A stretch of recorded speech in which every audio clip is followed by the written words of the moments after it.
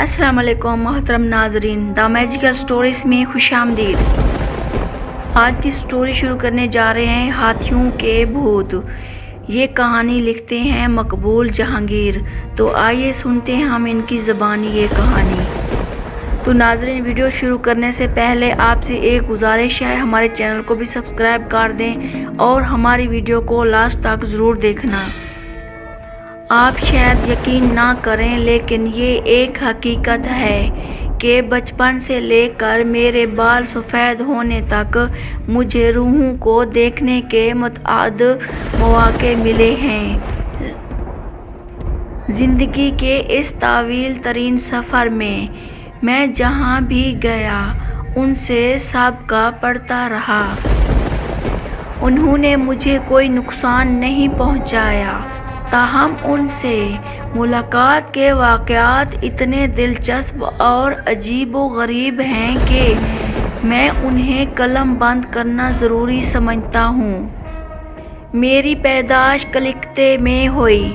हमारा घर शहर से बाहर जंगल के सिरे पर वाक़ई था, जहाँ रात को बेशुमार गिद्धड़ों की चीखने चिल्लाने की आवाज़ें गूंजा करती थी। उन आवाज़ों को सुनकर हम दोनों भाई अक्सर डर जाया करते थे। ऐसा मालूम होता था कि गिद्धड़ किसी की मौत पर बैन कर रहे हैं। गांव के तो हम पर सतध्याती कहा करते थे।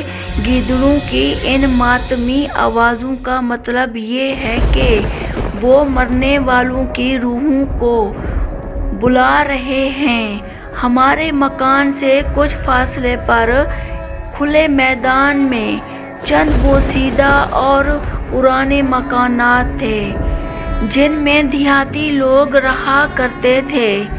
गर्मियों के दिनों में मैं और मेरा भाई बाहर बरामदे में सोया करते थे और वहाँ से हम उन देहातियों को अपने कामों में मसरूफ़ देखते रहते थे। एक दिन दफ्तर मेरी आँख खुली। मैंने करीब ही जंगल की तरफ से फायरों की आवाज़ें सुनी। फिर घोड़ा गाड़ी के पहियों की खड़खड़ाहट सुनाई दी।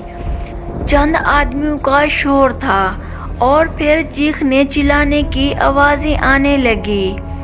मैंने फ़ौरन अपने भाई को जगाया। उससे कतई कोई आवाज़ नहीं सुनी थी। वो कहने लगा कि ज़रूर मैंने कोई डरावना ख्वाब देखा है।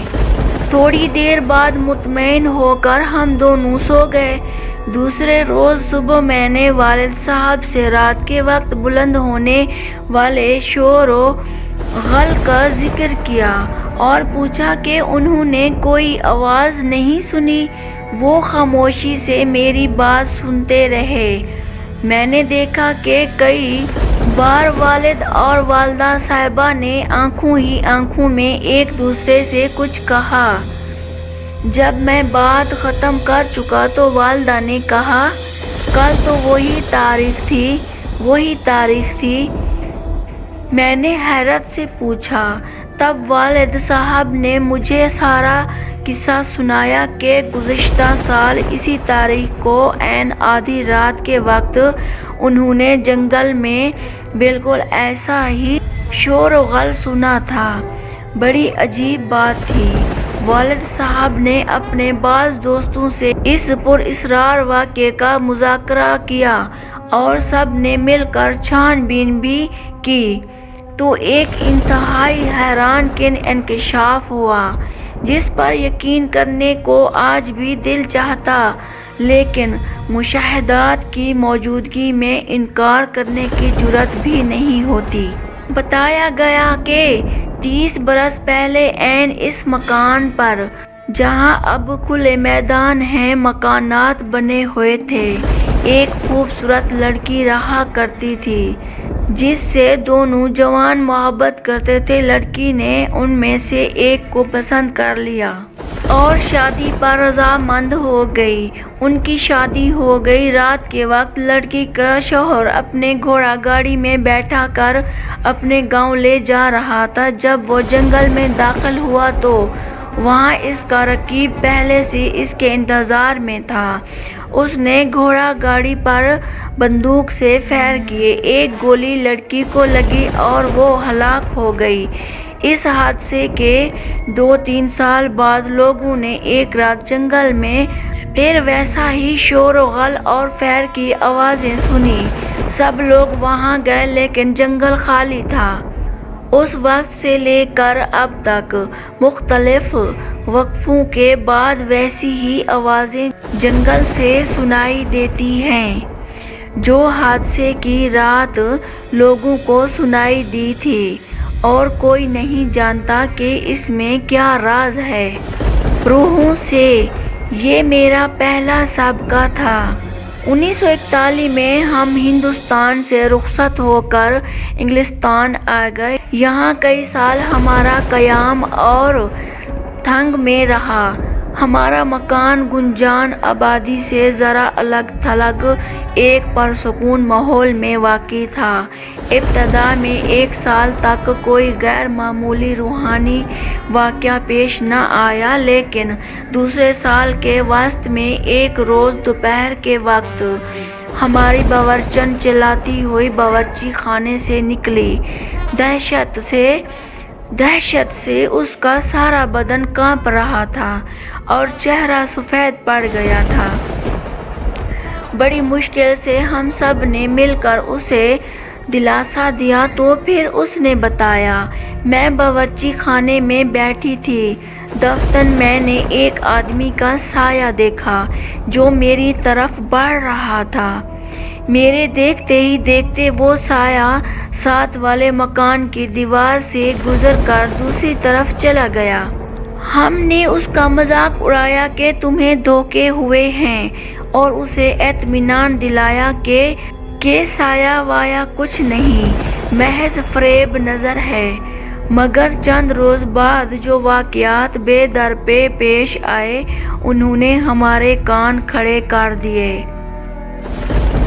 ہال کمرے کے ایک گوشے میں ایک نہایت پرانی کرسی رکھی تھی۔ جب ہم اس مکان میں آئے تو اس وقت بھی یہ کرسی موجود تھی۔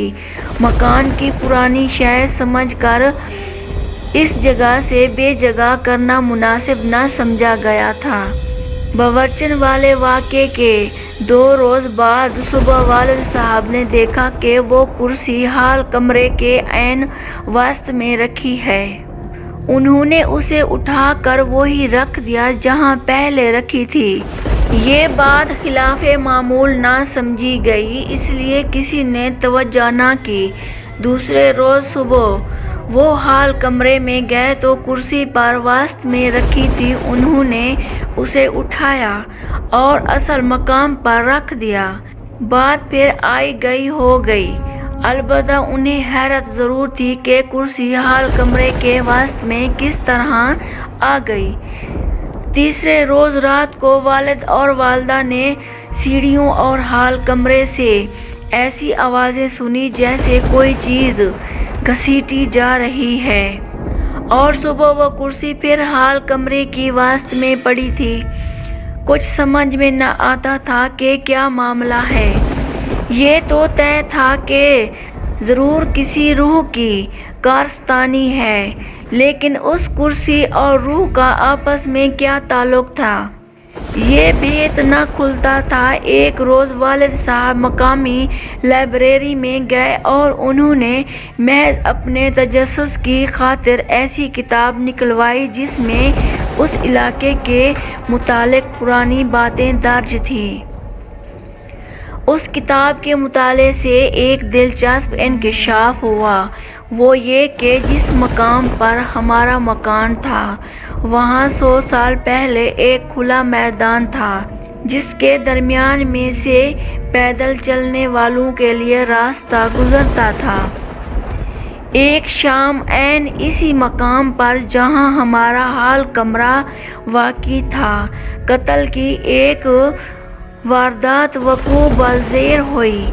मकतूल कुर्सियों की मरम्मत किया करता था और वारदात के वक्त वो एक मुरम्मत शुदा कुर्सी लेकर उधर से गुजर रहा था कि किसी दुश्मन ने उसे कत्ल कर दिया।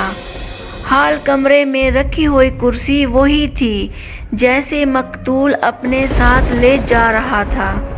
दूसरी जंग अजीम ख़त्म हुई तो हुकूमत बरतानिया ने मुझे मलाया भेज दिया। मैंने महसूस किया कि यहाँ के बशिंदे जिनमें चीनी, हिंदुस्तानी, यूरेशियन और दूसरी कई नस्लों के लोग भी शामिल थे, भूत प्रेत और बदरूहों पर बड़ा यकीन रखते थे। मोहतरम नाजरीन, आज के लिए बस इतना ही, लेकिन अभी ये कहानी ख़त्म नहीं हुई, देखते हैं आगे क्या होता है।